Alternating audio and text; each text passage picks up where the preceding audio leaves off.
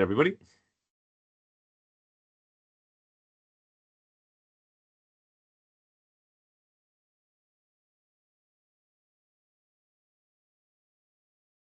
Hello, everybody. We're just going to wait a couple of minutes till everybody is admitted. So if you just bear with us for a couple of minutes. Thanks.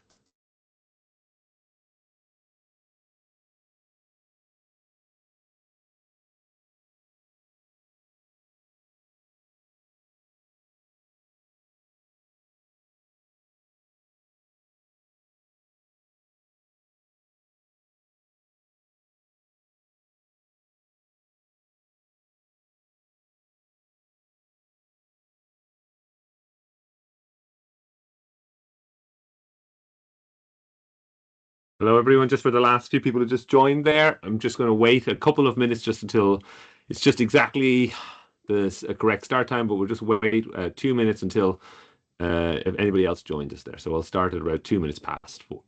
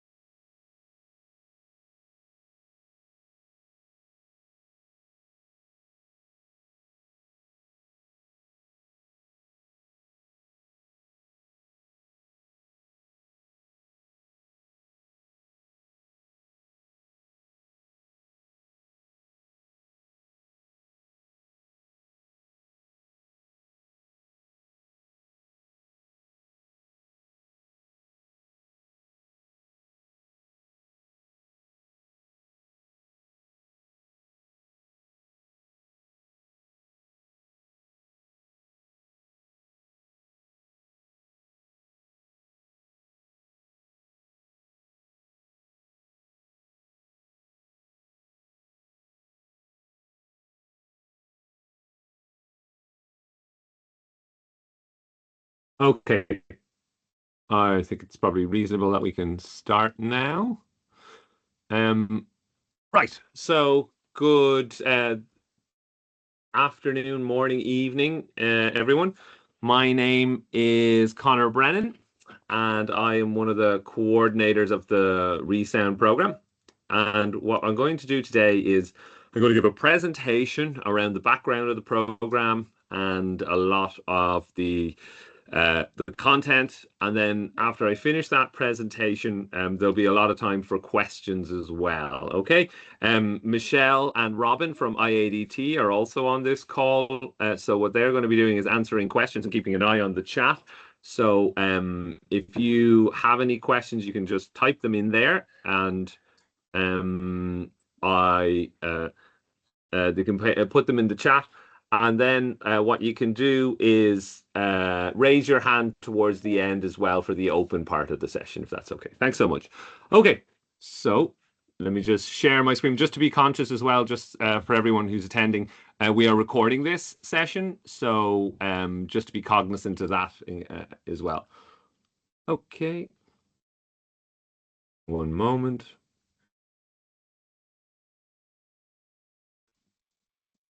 Now, can you see that screen for a second? There's nothing on it just yet. Can everybody see it? Can somebody see that? Yeah, before I get started. Okay. Yeah, we can see it. Perfect. Thank you, Michelle. Okay, so Michelle, would you mind just keeping an eye on the chat, and because when I'm presenting, you can't actually see the chat. Okay. Lovely. Right. Okay. So let's get started. ReSound. So, welcome everyone to this session. It's what we call a spotlight session. It's kind of like an online open day where we describe the program and we offer some answers to questions around the program and give you an opportunity to talk to some of the staff involved in the program as well. So, as I said, my name's Conor Brennan, and I'm a lecturer in the Institute of Art, Design and Technology in Dún Laoghaire in Dublin. And I am one of the creators of this program with several colleagues from Lusofana and LMTA. So let me just give you a little bit of the history of it before we talk about the particulars of the program itself. The ReSound program comes from a larger partnership. And that partnership is part of these European university alliances.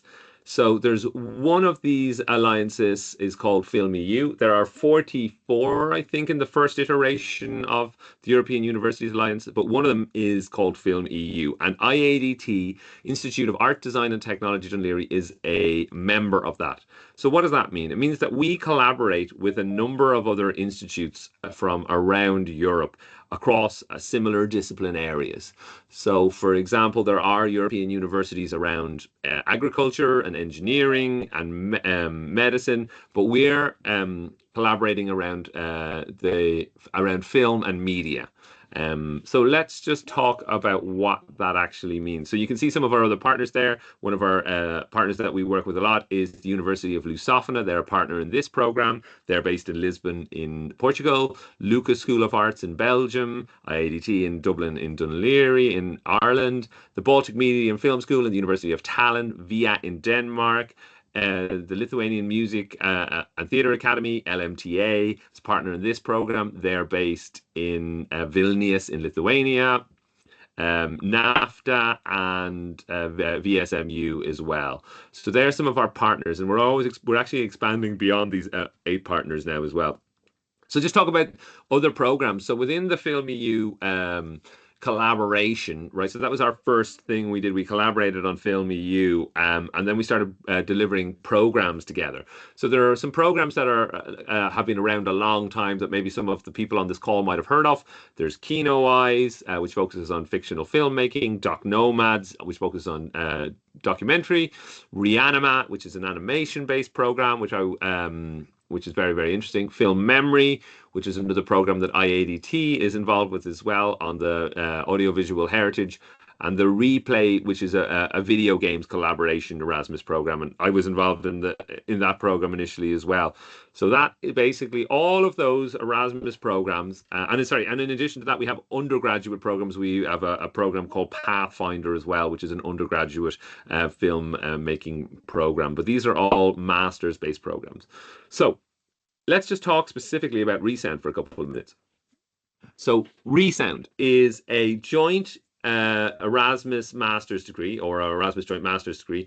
It's a 4-semester program, which is 120 credits. Okay, and it's a Master of Arts in Sound is its official designation anyway.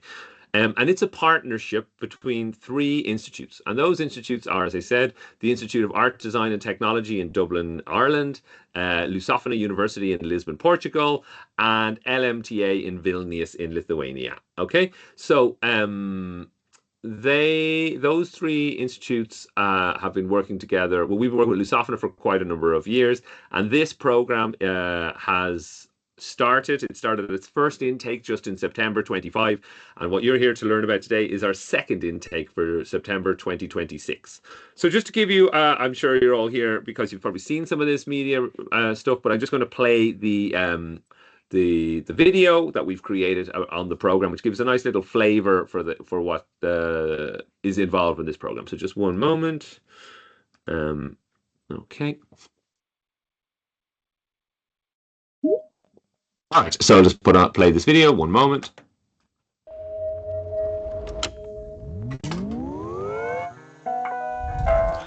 Was?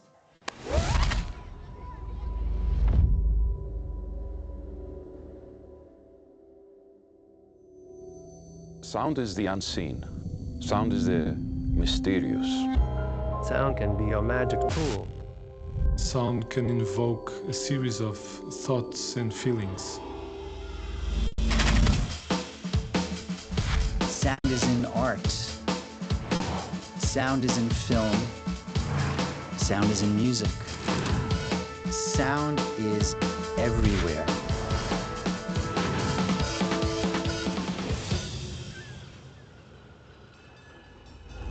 ReSound encourages performance in installation, music, and film. ReSound amplifies the voices of sound artists from all around the world. You have a unique opportunity to meet your colleagues and learn from them. ReSound inspires, teaches, encourages. to take sound, to mold it, to sculpt it, to use it in ways it hasn't been used before.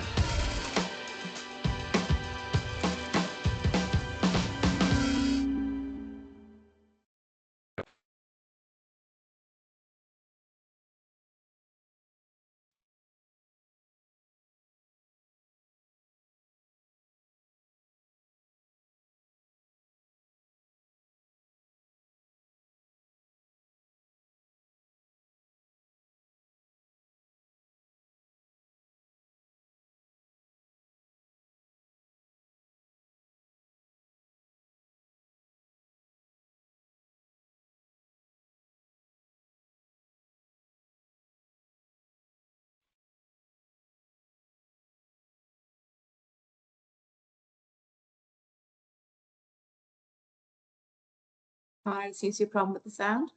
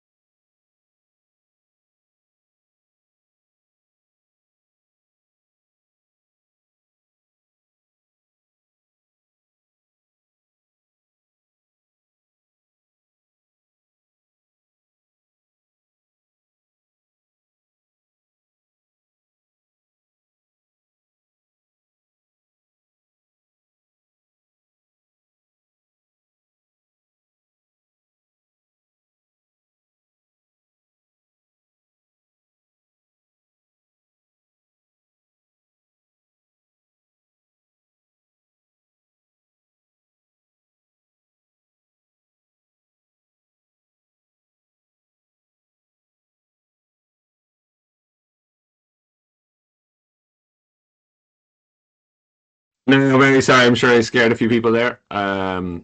Just when I stopped sharing the screen, because it's the type of call we've set up, it wouldn't let me reshare the audio. So apologies for that little break. We'll just return to the presentation. Apologies. So, the ReSound program. Let's talk about the specifics around the program. The program is focused on a range of core subjects within the field of sound and sound studies in relation to things like creating audio, manipulating audio, producing audio, and it's structured around what we call three interconnected conceptual pillars, and that is what the impact sound can have on society, on skills, and on creativity. Okay, so just to kind of go over these academic pillars for a second. So when we were trying to put this program together, which is something that I spent a lot of time doing with my colleagues, we were kind of thinking about why were the gaps in sound studies and in the industries that we're working in, and we looked at trying to find different ways in which we could strengthen those. So the societal impact is kind of something that's quite important within the program. So the societal pillar aims to give students an overview of the impact of sound has on society and culture, including ethical considerations. Skills is obviously a very big part of the project as well, to give people new skills around capturing, manipulation, spatializing, and working with sound. There's an awful lot of skills involved in the program. So this pillar will also provide students with training on the latest technologies around sound. The third pillar is the creative pillar. So there's scope and space within it to allow students to explore creativity and artistic possibilities that sound has, whether that is in film, in television, in music, in art installations, in interaction, in video games. We're really open to new ventures in which sound can be used within it. So there's space within the program for that. We felt that was really, really important. In terms of the structure of the program, which I know some people have probably looked at, this is how the program is organized. So as part of the program, as it is an Erasmus Mundus program, you spend students on this program spend the first semester of this program, which starts in September 2026, the second iteration of it. You spend the first semester in Dublin, Ireland. So we have ReSound students at the moment on this program with us, and they are soon to finish up in Dublin. And then the second semester, you move on to Portugal, to the University of Lusofana.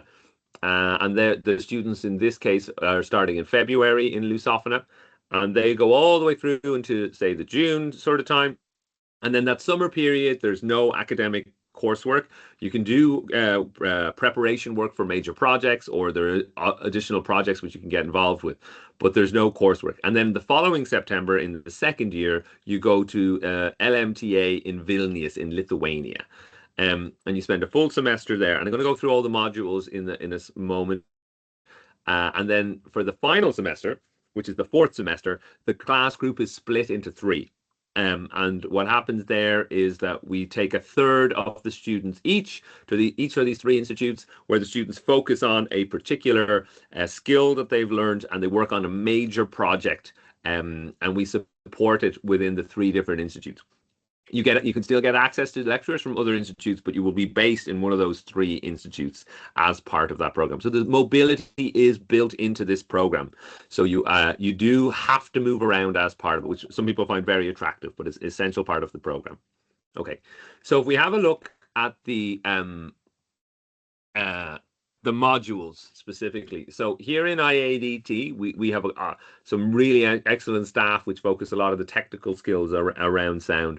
So our students are just finishing up all these modules at the moment. So working on elements around how sound behaves in a room, how we interpret sound. Audio music recording is around multi-microphone arrays and recording ensembles using that, so that you can play them back in a surround sound environment. Sound synthesis and sampling. So that's a module which is taught by one of our lecturers in IADT on creating interesting ways in which you can manipulate sound using software called C-Sound. Interactive systems, that's a module that I teach, which is about the interactive possibilities of sound. So we use lots of interesting technologies, such as a platform called the Bella board, and we look at kind of patching programs, and at the moment we're getting our students to do really interesting stuff around triggering and interacting with sound. And then sound and psychology. How does sound, in your mind, like how do you interpret sound, and what happens, from a different context when you're in an audience environment? Then we finish up in IADT, and you move into the University of Lusofana in the second semester. And there's elements there we talk about the history, and so there's a bit more film sound coming into the program. Film sound theory, the history and aesthetics of film sound. Which is really important to understand, like the history of what's happened in sound and sound design in the past. Sound and music interfaces is built upon what happens in the sound synthesis module. So it's a little bit more about creating software and technologies whereby you can use them to create your own sounds. Audio post-production for film. You're learning a lot about specifically around the tools for film sound audio. I skipped over one there for a second, which is the interdisciplinary incubation project. Because what happens in this module is that you are learning about creating projects. You're learning about thinking about what your major project could be, and you're doing kind of a minor project in a particular discipline. Because our final fourth year, this is one of our first steps preparing you for your fourth semester within that module. After that, we move in. So that happens all within the Lusofana semester. After that, we move into LMTA in Lithuania. And we're continuing on with some additional elements around the history of film sound. And then there's also modules around sound in the environment as well, and how that's impacting our environment. And there's elements of field recording within that.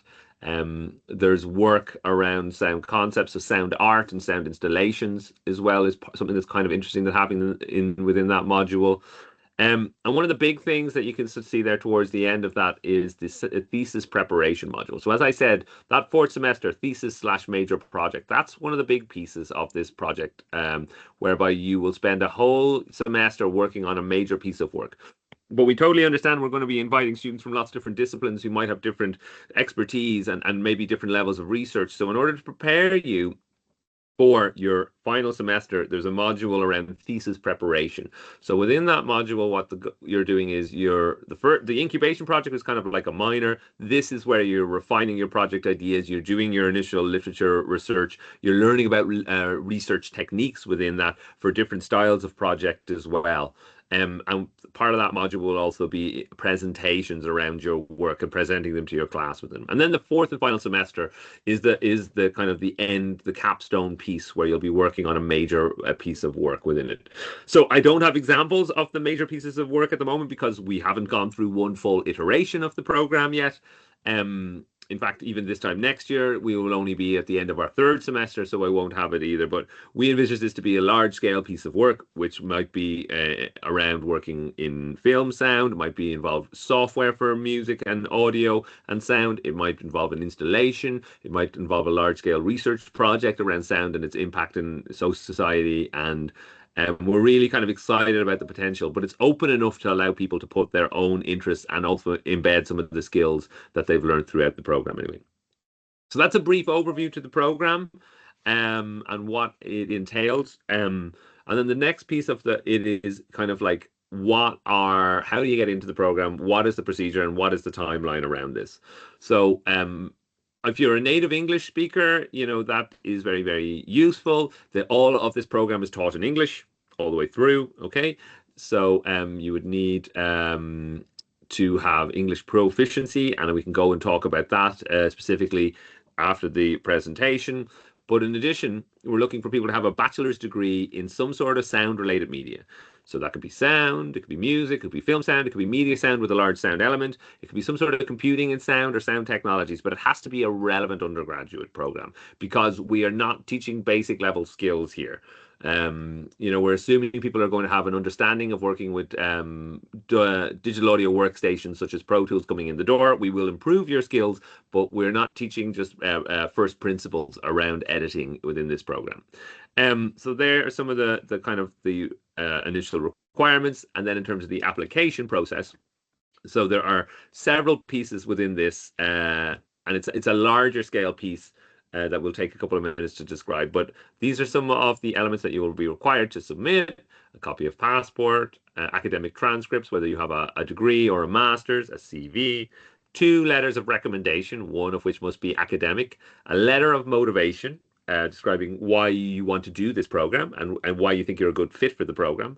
And then also another 500 characters on an example project that you might like to do. That's not saying what you're going to do is fixed in stone from when you come in. It's just we want to see what you're thinking about and how you think your particular skills could shape a final project as well. I'll just say that the deadline is set at the moment for the 20th of January at 5 Central European time. But the next piece is kind of important, and that is around the portfolio, okay?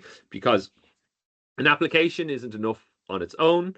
We're asking students to submit a portfolio. Last year, we had a very good level of interest, and it's quite a competitive program to get into. And because of that, we were able to get a good cohort of students which had a good level of knowledge on the disciplines of sound, with taking different, their different experiences from all over the world. But in order to kind of match you well with this program, we're asking for applicants to provide us with a portfolio of work. And what would that look like?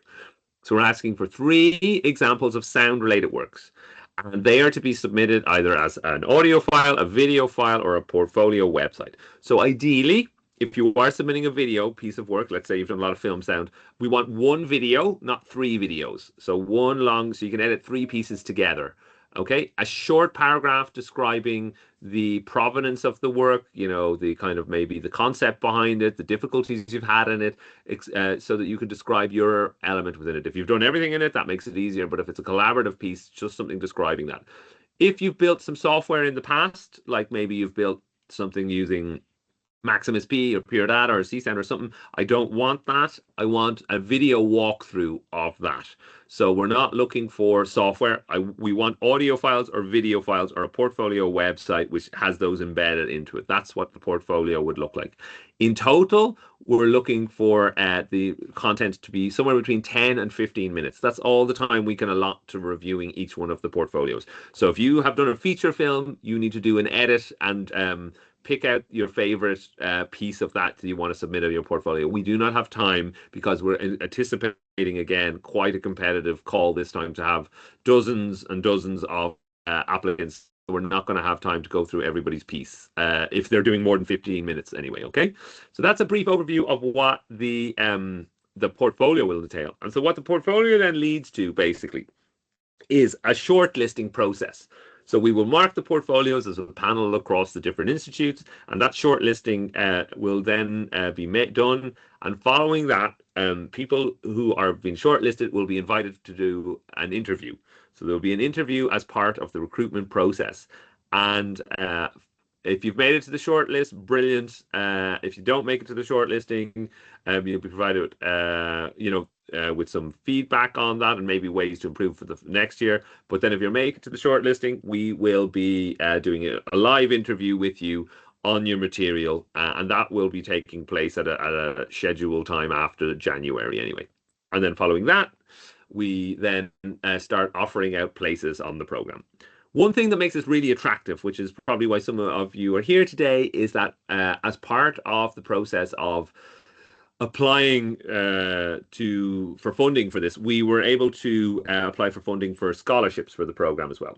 So there are a number of scholarships for this program, and there's not a scholarship for everyone on the program, but there are a number of scholarships on this program, quite a good amount, and those scholarships are that can cover your fees, and there's a stipend within those, and they're competitive. So they all are awarded on a basis of excellence, not necessarily on need. We literally, after we've done the portfolio and the interviews, we'll be ranking all of the applicants, and the one at the top will be the first person offered the scholarship, and we will work our way down from there.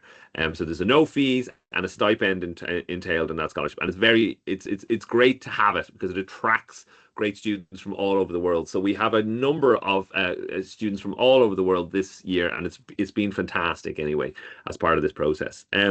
So just the last part of it is just the kind of industry links. So one of the things we did is when we created this program and we dreamed up these ideas is we went out and we talked and looked at what industry wanted.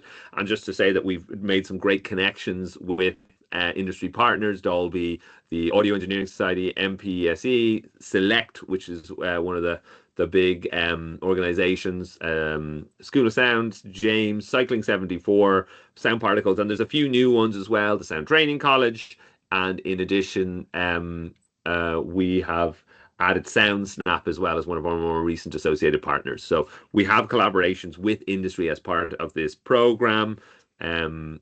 Okay, so that kind of comes to the end of the presentation part of it.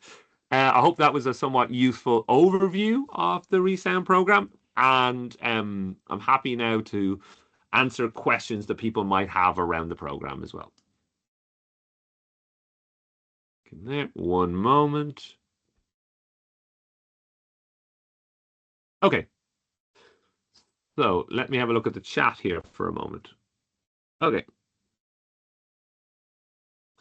So I see. I'm just going to go jump down through some of these, okay? And if I miss anything, I apologize. And as I said, there are people on the call who might be able to answer some of the things around admissions and the management of it. But just to go in this, so how many applicants does the program receive on average, and how many spots are available each year? Okay, so we don't know exactly how many we're going to get this year because we have a better lead-in time. I would say I would hope to have more applications. It's a good number. Right, okay, and on average, like we're looking to take around 22 students onto the program. Okay, there's not scholarships for 22, but we're looking to take 22. So there's a number of scholarships and then self-pay places available on the program.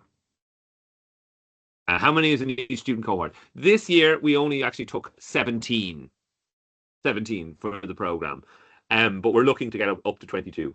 So you see, Michelle's answered that one there. Yeah, great. Can we have the contact of some of the current students just to know what their experiences are like? I wouldn't be able to pass on any contact details of the students, no, without their prior permission. I don't think that's reasonable, but they are only at the start of the program as well. So sorry about that. Hello, I'm an independent filmmaker, and sound is one of the sides I would like to improve. Is it possible to be considered on the program with only work with image and sound, such as film and experimental videos?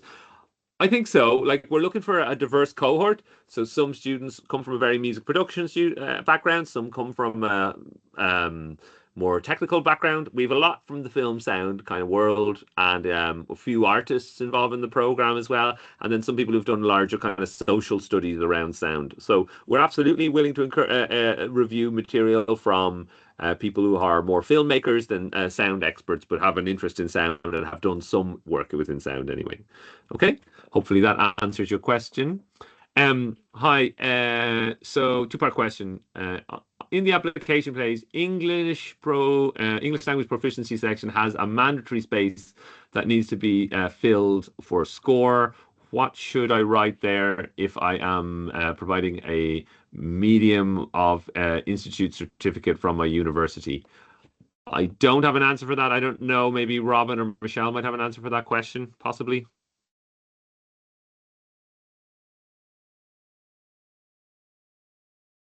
Yeah, hi, I'm Michelle.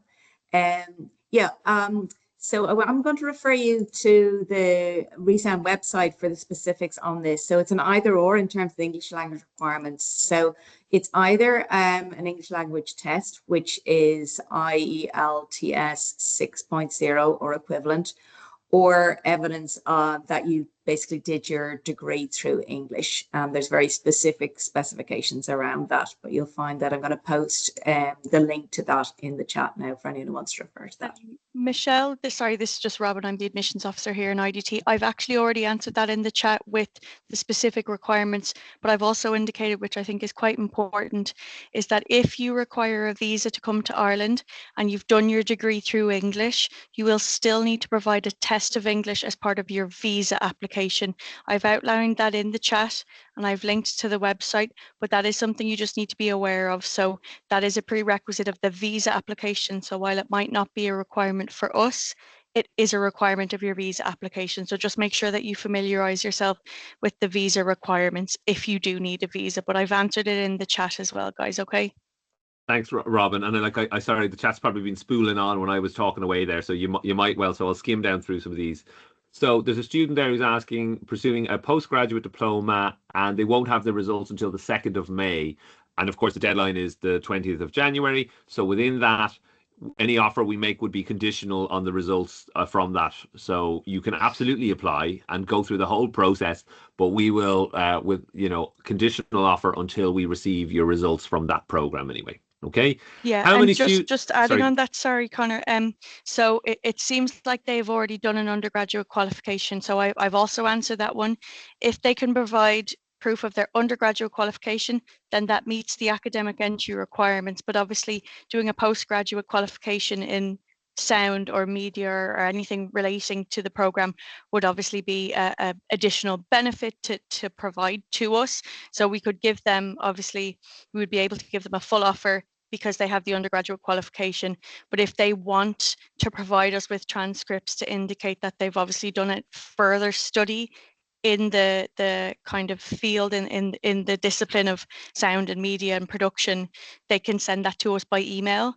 But I would advise when you're applying, if you have anything other than an undergraduate, provide your undergraduate as part of the initial application, and any additional documentation that you want to be included, send that by email to the admissions office and we can add that to your file. So just look at the minimum entry requirements. So if it's an undergraduate and you have an undergraduate and something else, submit the undergraduate as part of the initial application, and anything outside of that, submit to us by email, okay? And then we could make, in theory, a full offer based on their undergraduate qualification, but we would have certainly more knowledge of their experience if they provided us further qualification. So I've answered that in the chat as well. And if there's anything a little too complicated to remember now, just send admissions@idt.ie an email, and I can follow up by email as well, okay? Thanks so much, Robin. So I'll breeze through a few of these. So a few people are asking how many scholarships, and the reality is we have a global amount of scholarships for this program. So the funding that we received is for 4 iterations. So that essentially means 4 intakes, right? And so we have a global number for all 4, but we don't necessarily divide them evenly. It just depends year on year how the scholarships are appropriately given out. So I wouldn't reveal exactly how many they are, but there are a good number of scholarships available for this program each year. Anyway, okay. So I see Michelle's answered a couple of ones there. Okay, Yeah, I found the slides. Go, Michelle. Yeah. Just might be helpful. There was quite a few queries with regard to from people whose disciplines weren't necessarily directly related. So I've just confirmed that we do accept applications from a range of backgrounds and disciplines, and clearly the applications will be taken on a whole, in the round. Obviously, the portfolio providing a major part of the application. Yeah. Okay. I see someone's looking for some other materials. I'm afraid, as I said to you, we literally are just finishing the first semester, so we have no materials from the students. They're just completing them at the moment, anyway. So I have nothing additional to add to that. But they are doing some amazing stuff. Like they're building some crazy pieces of software. They're doing some really interesting stuff around interaction. They've recorded some really interesting spaces using multi-microphone arrays and doing kind of surround sound mixes. And there's some interesting stuff happening as well around a lot of recording, there's some interesting recordings, not a lot, but there's some interesting recordings in different locations. So there's been kind of a remote recording element that has come in this year, which is kind of interesting anyway. Okay, thanks for the clarification. So there's a few English language questions. I think they've been answered as far as I can tell there. Okay. Thank you for the presentation and your time. While I don't have formal professional experience specializing in sound design, my background is a BA in Media Arts, which covers sound design fundamentals, and 9 years of musical school attendance. Currently, I work as a versatile design. In my application, considered viable for your program, or is official professional experience prerequisite? Well, you would definitely meet the minimum requirements if you have a degree in that. But as I said to you, it's kind of competitive. So you absolutely are welcome, and please do apply. But it's just a matter of who else is applying in the year to know whether you'd be applicable for a place or even a scholarship. But those qualifications sound like they'd meet the minimum requirements, which then gets you to the next stage, so that we can start looking at your portfolio anyway. So I think you could definitely be feasible to apply anyway. Is there a fee for application, and if so, how much? I don't think there is, as far as I'm aware. No fee. No, you can apply through the portal that I can show you on the ReSound website in a second. I have a question about the letters of recommendation. What is exactly an academic letter of recommendation? Like an example, a recommendation from a university where I've attended short courses, I will do 3 months. I mean, really, ideally, I'd like something longer than that, like a lecturer or a professor who taught you at degree or master's level, who'd be willing to provide you with an academic reference based on the work that you had done in a previous institute. A short course, 3 months, is quite short. I mean, if you weren't able to get anything else, possibly, but I really would prefer if it was from an undergraduate or master's level lecturer or professor that had taught you in the past. Sorry, Michelle, I see you've answered a couple there. Hello, I have a bachelor degree in marketing and communication, but I have also been producing music for over 8 years, and I'm working professionally as a musician. I'm very interested in the program, would like to know whether my academic background would be considered applicable. It would be a starting point. You would have to have a very strong portfolio. Okay, maybe you have some short courses you could add in as well, a postgraduate certs or diplomas as well. Marketing and communications, I mean, it's not exactly the discipline we're looking for. However, you could put together a brilliant portfolio and impress in the interview as well. So, I mean, it's not exactly the right a perfect match, but you're more than welcome to put in an application. And as I said to you, it just depends what happens each year and the amount and the quality of the applications that we get. Anyway, a portfolio has to be 10 minutes at least or shorter. Yeah, shorter is okay, to be honest with you, Victor. That's all right by me. Not too short, like not 2 or 3 minutes, but yeah, like several examples, and ideally contrasting styles. So you have to do 3 pieces of work. So if you've done multiple things, 3 different pieces, that'd be great. If they're all like if you're just done film sound, that's perfect. But if you've done a bit of film, a bit of music, a bit of technology, that'd be even better. If you could kind of show a diversity or a range in work that you've done in the past. Yeah, so my bachelor is not in sound, but but it was a rather electrical engineering. We have an electrical engineer in our program at the moment, actually. I'm pursuing a postgraduate in film, sound recording, and design. I am wondering whether I'm eligible to apply as my bachelor is not relevant in the background. But if you're doing a postgraduate qualification in a related discipline, that counts as well. That'll count towards it. So we did have an electrical engineer and a computer science on the program at the moment, but they had then diplomas and higher diplomas in sound as well. So I think you would be applicable to apply, certainly. Okay, could you please provide me with information around the minimum technical knowledge experience of sound needed for those who are applying who don't have formal sound training but can still be considered due to other relevant informal experience? Nick, that's kind of a detailed question. And I mean, we are expecting a knowledge of sound coming into the program. As I said, use of the tools, like we use a lot of Pro Tools, we use a lot of DAWs. So if you have experience in those, you can express that in your personal statement. And also, if you get to interview stage, you can explain that a little bit more. But we are looking for some knowledge of that. If you've recorded someone in the past, brilliant. If you play an instrument, brilliant as well. If you've done anything related, you say you've done sound related stuff, so that could help in your application. But you'd have to express that in that personal statement. So it's not a no, but like there's no minimum requirement. It's all basically we just take the top 22 of the people who apply. So you would meet the minimum requirements, but I don't know. We'd have to see your portfolio and your interview, whether you'd be shortlisted anyway. Okay. Robin's answered a few questions there. Thank you. Okay. For the funding, is there support for married candidates? Would I be able to bring your wife? There's no funding for that. A Sully there, and it is just an individual stipend for the person who's enrolled on the program. So there's no additional funding if you're married or if you have a child or any element like that for it. The program. Just wondering if there's a minimum grade academic component that's needed to be met for admissions at undergraduate. There's a part of me that says yes, but I can't remember it at the top of my head. I do remember talking about this. I don't see it on our actual website there, so I don't remember, Michelle. There's no actual minimum degree qualification, is there? I'm just checking that myself. I can't remember either. Sorry. Repeat the question. What was it, guys? Is there a minimum degree classification that you have to have gotten to be eligible to apply? As far as I'm aware, it is just a bachelor degree. Our other postgraduate programs do specify, but as far as I'm aware, this one is just a bachelor degree. Okay. And I've put it in the comments here, but I just want to clarify again, guys.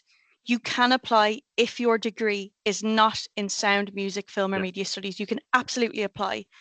What they would look at in that scenario is that you have relevant prior experience, or that within your studies that there are some study of sound music production. Exactly. And what I would advise then, if it's the case that you've applied with a degree that is not specifically majoring in sound, music, film, or production, indicate that somewhere, put it on your CV, put it in your portfolio. We won't be able to find out about it if you don't outline it. So make sure you outline it somewhere. If you don't have a relevant degree, that does not stop you from applying. It just might mean that if you have no relevant experience, you might have less of a chance for an offer than someone who maybe does. But absolutely apply. We'll assess your applications once you've submitted your documents. If it's missing something, we'll ask for it. And if you want to outline any other experience, like a postgraduate qualification or non-certified qualifications or anything like that, just as long as you've outlined it somewhere and we can find out about it, that's absolutely fine. But we won't be able to find out about it if you don't tell us. So just make sure that you're outlining it somewhere. And you can always email further documentation that you couldn't fit in the application by email. There's nothing against doing that. So I just want to make it very, very clear. You can apply if you don't have a qualification in a relevant discipline. However, it's obviously more advisable if you do in some format or another. Okay. Thanks so much, Robin. Is there a specific format or structure to your CV? No, there's not, is the answer to that. Do I need to submit proof of English, even if my bachelor's is in an English-speaking country? I think Robin's already answered that. Since this master's comprises of 3 different countries of study, will we need to apply for 3 separate visas? And the answer to that is it depends on where you're from, but you will have to apply for multiple visas to do this program. If you are a European citizen, there's different requirements than if you are from outside of Europe, and it's actually a very individual based on where you're coming from about the visa application process. So I'm sure Robin maybe has more on that, possibly. Yeah, as far as I'm aware, and Michelle, you can correct me if I'm wrong. So Ireland is not part of the Schengen region. Okay, so you apply for a visa for Ireland, and it grants you only an ability to study in Ireland. However, if the next location, whether that be Portugal or Lithuania, if that is part of the Schengen region, you may be able to apply for just one visa for the next country, which would allow you to also continue to the third location. Now, the international senior lead in IDT is more involved in the visa side of things. However, as far as I'm aware, if you're applying for a visa for a Schengen country, it might make the process a little bit easier once you're moving from there to one of our other partner locations. So that would be something that we would discuss in detail with you at the offer stage, and you would have someone who would assist you with that. But initially, you would just need to worry about your visa to Ireland, because obviously your first semester would be here, and then we would work with you to ensure that any required visas are applied for within a reasonable time frame. So yes, is the answer. Yeah. Michelle, do you have anything to add on that, maybe from insight from how it's gone this year? Yeah, thanks, Robin. And I've just posted a link there to our international hub here at IDT. That would be your starting point. And, obviously you can't apply for visas or anything like that unless such time as you got an offer. However, it is quite a lengthy process. So I would suggest that if this is something you're really interested in, it's never too early to start doing your research with regard to what visas you might specifically require, and it is different depending where you're coming from. And we've in this year's cohort, we've had quite a lot of variety in terms of people's requirements. So I would say do your research well in advance. The International Student Hub page is a really good starting point, because that will tell you whether or not you require a visa for Ireland, because that's obviously the first step. But be cognizant of the fact that you will be moving, the program requires you to move around 3 different jurisdictions. So really good idea to research that as best you can in advance. And we will provide any assistance we can in terms of experience that we have. But actually, this is something that's the individual's responsibility. And whilst we can give general information, we unfortunately don't have a line of sight on sort of the requirements for any one individual. That's right. So it really depends on the country you're coming from. So within our cohort, some people, would struggle to get a visa for one country, and it could be a historical element. But it's up to the students. It's the students' own responsibility to get their visa. I mean, there's assistance offered, but it's definitely the student's responsibility anyway. Okay, and then so how can we indicate we are applying for a scholarship? I think that's within the application stage. You can indicate that. So within the portal that you submit your portfolio, you can actually indicate if you're applying for a scholarship. As part of my portfolio, I plan to include both original compositions and culturally focused project. However, I'm not entirely sure how to structure it properly. That's not a question necessarily there. I mean, just in terms of the portfolio, for us, for ease, we've kind of asked this year that it could be, if it is video related work, one long video would be very, very useful for us, rather than three different files. So, I mean, they can be three completely separate projects that are completely isolated from each other, but they just happen to be in one video for your portfolio anyway. Hello, is the scholarship integrated within the application of ReSound, or is it a separate website to apply for? No, it's integrated within the application. So we manage the scholarships application. So we like the scholarships are managed from the ReSound program directly. Yeah. How old could be a medium instructions? I don't understand that question. Maybe you could put in some clarity there, possibly. Okay, keep going. Hello, I hold a bachelor degree in science of audiovisual communications and had a basic course in sound and curriculum, but I've been working in field recording post-production audio for a couple of years since graduation. I'm currently pursuing a more complete program in film, sound recording, and sound design. Can I apply just based on experience? As I kind of answer that as well a little bit is, yes, you can of course apply. It'll depend on your portfolio and if you get shortlisted, your interview. Absolutely, you could apply. Would a bachelor in physics with acoustics element focus meet the requirements? Yes, again, but that would be just getting you. You need then to see how your portfolio goes, shortlisting and interview. Same thing there, basically. I use Cubase as my main DAW. I not use Pro Tools. Will that be a problem? It certainly won't be a problem for your application stage, but you will need to learn Pro Tools within the program because it's basically, the de facto standard within film sound. This is not a pure film sound degree or master's degree, sorry, but there are elements within that, so you will have to learn Pro Tools as part of this. Hi there, regarding the portfolio, I have done more original work in music production. The projects I have done in sound design have been shorter and mostly redoing sound of existing films. Which would be more value? I'd say a mix would be good there, Dylan. That'd be good. Like a mix of both of those things would be useful, rather than you don't need to supply just all music production. So to show us that you've applied sound in different discipline areas is quite good as well. Hello, I've done a bachelor's in design and have had courses on film and photography. I've been singing and composing songs for 6 years now, but none of them been published from a lack of means. If I were to apply, can I submit a recorded music I produced? Yes, of course you can. That's great. Yeah, you absolutely can do that. We do have musicians on the program as well. I have a question about the portfolio. Does it have to be a diverse work? I was working in a film sound production studio and I was a dialogue recordist and editor. Very good.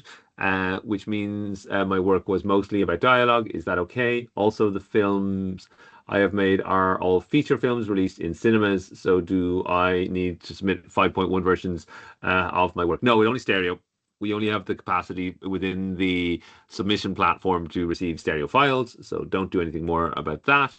And it's very interesting. So you're a dialogue editor, so you already have some work that'll probably look good on the CV as well. So I mean, whatever you have available, you should submit. If you have examples of editing, or perhaps there's you can talk through it a bit more detail within the description of the piece and and the work you've done on it. That sounds interesting.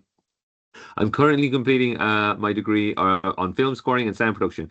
If I graduate in February next year, am I still eligible to apply? So just to see your February, yes, yeah. If you're graduating in the February coming, like it's in February 2026, you can absolutely apply. Any offer, as I said, will be conditional on receipt of your transcripts. Yeah, that's fine. Can the thesis be fully practice-based? For example, explain how sound installation I would develop valid as a thesis proposal for my application. Yeah, that's a valid proposal, absolutely. Just to say that the actual thesis has to have a written element within it. So if you're talking about the application stage and the portfolio element, yeah, that sounds perfect. But the actual thesis, when you eventually get to the fourth semester, there is a written element. Now, the balance can be varied depending on the project. So some people might be doing a pure thesis related work, and some might be doing a practice-based or blended element to that anyway. Okay. Can I include acoustic simulations work in the portfolio? Yeah, that's fine. Yeah, that's good. Probably not just that. You probably need another element if you have it feasible. That'll be useful. Is there an age limit for candidates? No, there's no age limit on candidates at all applying for this program. As far as I'm aware, I don't believe so. How many hours a week lectures, that depends on the institute you're in. Okay, so different institutes would have different amounts. I can tell you that here in IADT, let's just see off the top of my head, it's 12, 15, like it's close to 18 to 20 hours a week in that sort of space is what the students are. So we have 4 fairly busy days and 1 day for the students to do their own work on. Have I done that right? Let's see, 4. Yeah, that's right. It's somewhere in that sort of space is what it is. And then in the other institutes, it might be different again. And so does the portfolio work have to be recorded? I'm interested in healing and therapeutic aspects of sound, such as live sound baths and therapy. Can a video of a live performance be? Yeah, that's fine. To do a shared video, that is absolutely fine. Hi, I think Connor answered the question. Yes, fine. Okay. Can I apply with MOI from a non-English speaking country? What is that? What's an MOI? I don't know what that means. You don't, Michelle or Robin, you don't know what that means? No? Not familiar with the term. Medium of instruction. So what they're asking about is if they have studied their undergraduate degree through English from an English speaking country, can that satisfy proof of English? Yes, if they can provide proof of that. So obviously if their transcript is for a university in the UK, then they don't need to provide any further proof. But if, let's say, for example, their undergraduate qualification is from the Netherlands, they would have to provide proof, whether that be through a letter from the college or a transcript which indicates the medium of instruction was English. So unless if it's from a country where the main language is not English, but the qualification was delivered through English, they'd need to provide proof of that. However, if it's a qualification from an English speaking country like the UK or Ireland or anything like that, then no. But we would assess that on application, and if the documents they provided didn't satisfy our requirements, then we would just ask them to provide something else. So if your documents aren't in order on initial application, that doesn't mean that's the end of the road, guys. That just means that we will be asking you to provide further documentation by email. Okay, so whatever documents are in there on the 20th, if there's something that's not satisfying our entry requirements, you can provide sufficient documents by email. Okay, and I have answered, as far as I'm aware, I've answered that question in the chat. So guys, just have a look at the chat. There's a lot of answers to a lot of your questions, and there's a lot of repetition in questions too. So just if there's something you're really unsure of, email myself or Michelle, and our emails are in there. But there are a lot of repeating questions. So just read the answers. And if there's something still unclear to you, look, give us a call or send us an email. Okay. Okay. Just Robin, before you finish up there was one there around sorry, where is it gone there? I was just looking at it. Working alongside. So what the visa, are the students allowed to work as part of their visa? Yeah, in Ireland, if you have a study visa, there's a limited amount of hours you can work. Now, I don't know it offhand. It's something like 16 hours on a weekend or something like that. And then over the summer that there is larger capacity to increase your work. So there is a limited number of hours that you can be employed while on a study visa in term time, and then over summer that increases because obviously you're not engaging in learning. All of that would be available either through the International Student Hub that Michelle linked or on the immigration page that I linked earlier. So I linked the immigration page which outlines the requirements for a visa application. The immigration website, the government immigration website, is really good. There's huge amounts of information available on that website. So just like Michelle says, you have the time now, just familiarize yourself with the requirements for your visa application and what you would be allowed to do in terms of being employed while studying, because they're quite strict about that. So just have a look. There's a limit. It's about 16 hours or something like that. So weekend work, really. Thanks so much. And I mean, like, in terms of the educational point of view, yes, you're allowed work, but we would ask you not to, take too much on, as it could impact your ability to succeed within the program. So thanks, Robin. If I get accepted without a scholarship, am I allowed to postpone my studies and come next year and be able to pay my tuition? The answer is no to that, unfortunately. You can't defer an offer of places because there's just we will have a wait list on this program. So in order to meet the numbers, you cannot defer an offer if you get an offer, I'm afraid. We do have people on these style programs applying multiple years. So I can see there's a few names here that I recognize from last year. So that's unfortunately what happens there anyway. And then, sorry, I'll go back, Manu. I'm confused about how basic the initial modules around sound manipulation, sound design are. I'm a graduate of music producer and sound engineer, and I'm concerned they are too basic. Well, if you come from a discipline like that, that sounds like you're a very good match. But at the same time, there are scope for you to extend that because this is a master's level program. Some students will be coming at a lower level. Some of the early projects are designed in such a way that people who have additional skills can excel, and students who are getting up to a certain level can improve the kind of more creative element within that. So there's going to be a balance within those. But if you come with those sort of skills, you probably will find that early enough, or in certain modules, you might have covered stuff. But I guarantee you won't have. Well, it's very unlikely that you've uncovered absolutely everything within each semester on each of the modules. There will always be new stuff to learn within it, and especially building towards the larger end piece of it anyway.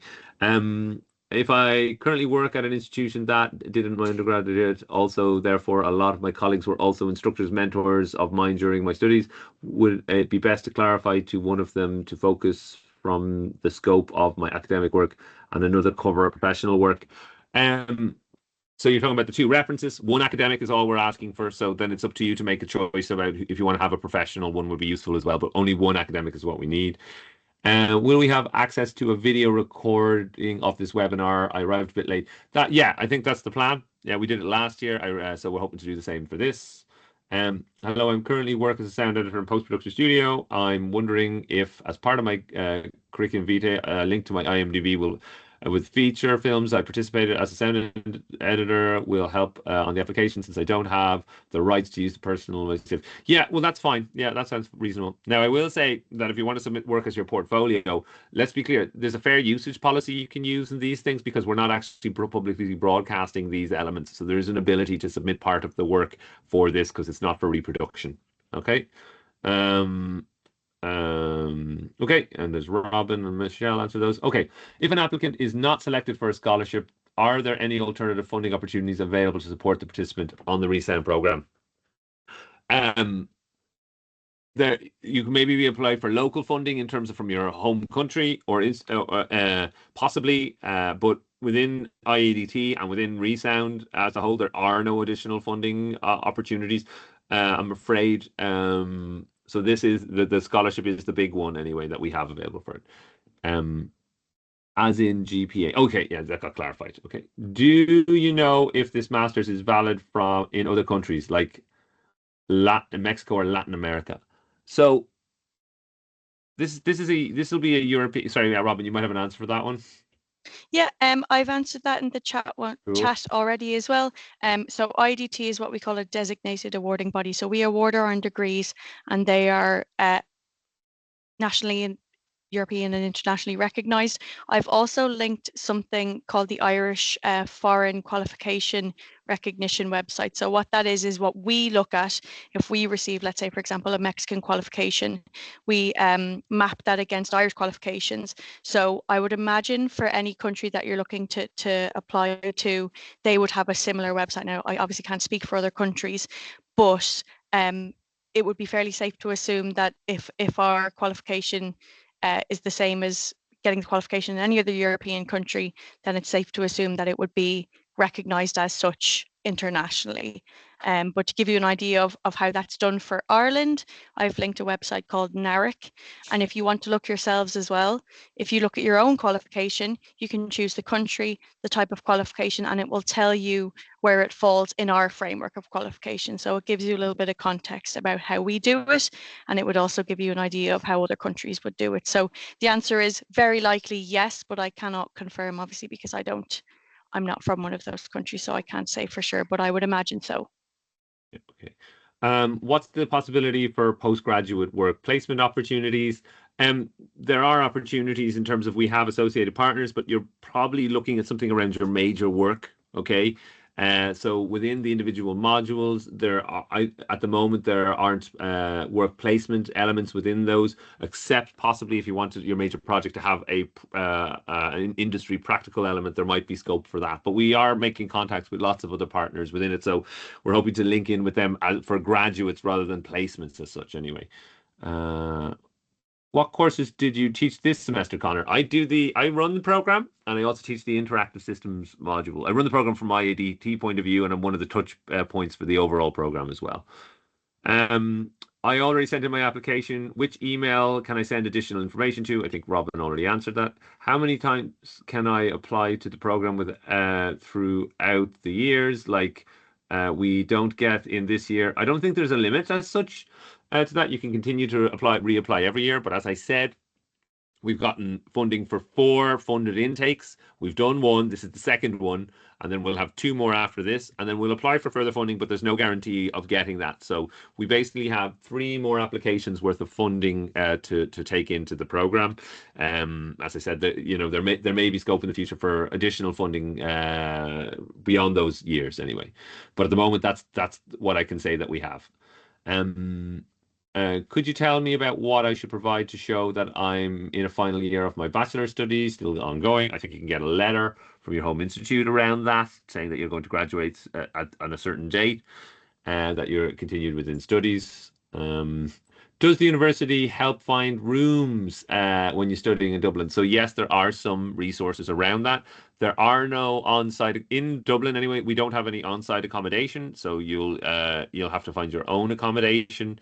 And it can be difficult in the other institutes as well in countries to find accommodation. So you're kind of provided with resources, but it's up to you. So Michelle probably wants to come in there.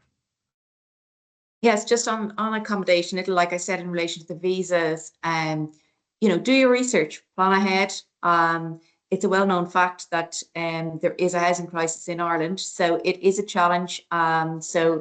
It would be very important to figure out how you might approach that if you were lucky enough to get a place.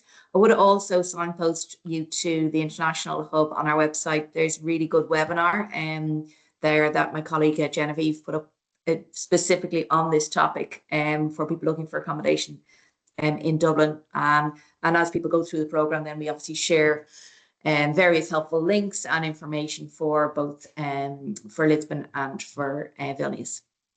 Okay, thanks very much, Michelle. Can your portfolio have more than 3 projects?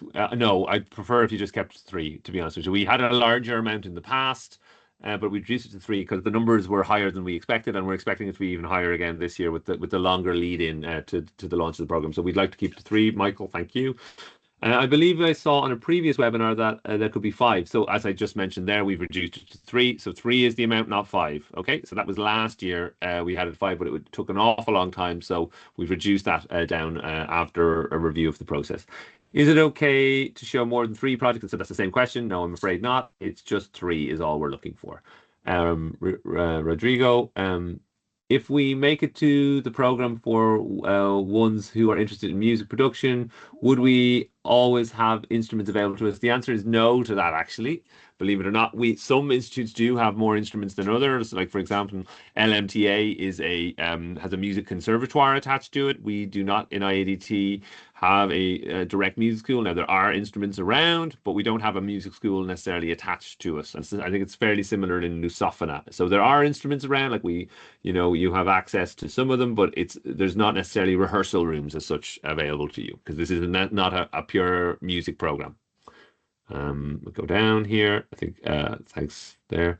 How does the housing work? That's been answered, I think. Just to make sure I've understood this correctly, if you've created a patch in Max 9, can I include a screenshot of the patch with its audio followed by a cover art of 2 songs I produced? No, Heaven, I would prefer if you did a video walkthrough. So for example, if you did a screen recording of the use of it and you put it in as a video. We're really pushing hard for everyone to submit video content rather than software or screen grabs or elements like that. So, or video or audio related. So ideally, if you've done a patch and it does something really interesting, screen grab of you using it for a particular task, and then you can include those other elements within that. In case of obtaining a scholarship, do you need to apply yearly, or is it for the entire program? It's for the entire program. It's actually it's a 22-month scholarship, I believe. So it basically covers you through the first summer. So even though you're not actually engaged in academic activities, you're covered for that. And then it finishes just when the program finishes in or around the June or whatever 22 months is around then. So it's for the whole program. During the program, do students have a chance to concentrate on their specific field of interest in sound, for example, music production? Are there selective courses as well? No, there's no electives in the program. There's just the modules as such are what they are, and everyone does the exact same modules. Now, there obviously is different approaches to completing different modules depending on your discipline area, but there aren't electives for you to say do something on composition around strings, or if you want to do something on, recording techniques for a band. That's not really what this program is. It has elements of that, but there's no electives beyond it anyway. Okay. My question is two-part. Firstly, we are able to change our dissertation topic during the course if something else inspires us. Of course, absolutely. The topic for the thesis is literally just to get us to understanding, even thinking about what sound can do and its potential. Have you done some research in the area? Have you worked in the area? In particular areas, so just your level of thinking. It's not, and of course your thinking will change based on many discussions. I severely doubt anyone who proposes a thesis project in the portfolio will end up doing exactly that project by the time they've gone through the program. Secondly, can I defer an offer to the following year in case I don't, in case of an accepted application? You can't, unfortunately, because of the way the scholarships and the shortlisting work, I'm afraid. Am I allowed to access varsity studios apart from class hours for personal practice and creation? Yes, to a point. It's not necessarily we offer them if they're available, but there are other programs locally that use them. So we have scheduled time, and then there's extra time which you can use, but it's not something I guarantee for all members of the cohort a certain amount of additional hours beyond their project work. But it is feasible, definitely. I mean, we have students who've been able to use them this year, but as I said, we focus on the project and the module related work, and then after that we anything that's available we offer to the students. How much is tuition without the scholarships? Thank you so much. I presume Michelle might have answered that, but it is €15,000 as far as I'm aware, without a scholarship for are we allowed to collaborate with students from other Film EU programs, Kino, for final thesis? How many students do you usually go about that? So as I said to you, we're only in our first semester of our first year, so technically no one's done their thesis yet, so we're a bit away from understanding how that will work. The answer is we would definitely open to it. Okay, and the Kino students are always looking for kind of people to compose. They have sound as part of Kino. There is sound designers, so they probably might be okay for sound designers, but they might collaborate with someone if they needed a composer related to several Kino related films. But there's no guarantee. It's all whether things line up. If you're in the same country, because you mightn't be in the same country. I mean, there's room for kind of mobilities, but I would say that's a possibility. It's not guaranteed anyway. Okay, and I'd be open to it. It's just if we can get everything to line up. Is music composition relevant for applying? I'm currently an undergraduate student in music, and I've written a lot of pieces in MuseScore. Can I include them in portfolio? Yes, you can. Maybe if you had any piece that also related to screen or media would be very useful. But record the audio output rather than the MuseScore file, please. If an applicant is not selected for the scholarship, are there any alternative funding opportunities? I already kind of discussed that. Can I reuse a letter of recommendation if I don't get accepted this year to the following year? I think there's a time limit, isn't there, Michelle? They have to be within a certain amount of months. Is that right? You're just going to mute it there, Michelle. Sorry, I'm muted there. Yeah, no, I had said yes, but I'll double check that. For a letter of recommendation, I wouldn't imagine there's a limit on that. No, I mean, okay. Test of English, yes, but as far as I'm aware, no. I mean, there's no reason why I would certainly not accept a letter of recommendation, because obviously if you studied in 2015 and you got a letter a year or two after that, that's still relevant. You can't get an updated one. So yes, you can reuse that. The only one where there's a real time limit on that is your Test of English.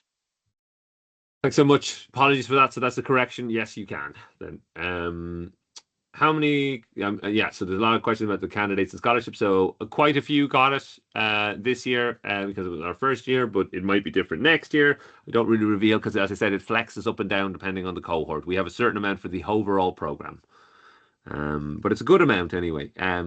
Considering the variety of work sought for the portfolio, would it be possible to use screen recordings of a film post-production sound edited session with Pro Tools timeline and the corresponding video as one of the 3 videos? Tomas, yes, but I don't know why you wouldn't just do the video output from it. But if you think there's a reason for it, yes, I wouldn't, it wouldn't be an issue, but I just think it would be better to get the final piece. You know what I mean? We could listen to it with other outlook. I don't necessarily need to look at your Pro Tools to hear what you've done, you know? Would it be possible for you to share an example portfolio? No, we don't do that because it varies massively, I'm afraid. And also it's for the individual students so it's their property. We are just reviewing it. Excuse me if this question sounds out of place, but can I apply for other master's program like Kino at the same time? Will the application for that master's program open soon? Yes, you can apply for multiple programs under the Erasmus Plus scheme within Film EU and with outside of Film EU as well. Anyway. Sorry, Michelle, yeah, go on. Just to add to that, Connor, as far as I'm aware, the Kino Eyes is not opening for applications for next September, but some of the others, there is no restriction on the number of other programs you might choose to apply for. Gotcha. Okay, so there's news. Kino is not taking in any applications as far as we're aware this year. Okay, my portfolio is based on a long-term project and a sound brand. When I'm submitting 10 to 15-minute video, can I include a few fragments to provide a background, or should that be explained? I'd say explain that in the text would be better. Yeah, that'd be useful. And I think I've reached the end of the questions. There we go. Okay, so we're a little over time, about 15 minutes over where we thought we'd be. But we've gone through a lot of stuff there. I'll give people just a minute of if they want to ask any more questions, and then we'll finish up. Please share 1 or 2 existing scholarship rewarded portfolios in the current. I'm afraid we won't be doing that. We don't share any of the portfolios from previous students anyway. So give you just another minute. Any other questions? Apart from that, I just want to say thank you very much. The final deadline is on the 20th of January. And any questions around admissions, you can contact admissions@iadt.ie. And Michelle is on the end of the info at the ReSound email as well, if there's any other further questions. But apart from that, best of luck with your applications. And thanks so much for attending today's session. And hopefully I'll see some of you for the interviews whenever we arrange those as well anyway. Okay. Thank you. Thanks, everyone. Do you have a question? Yeah.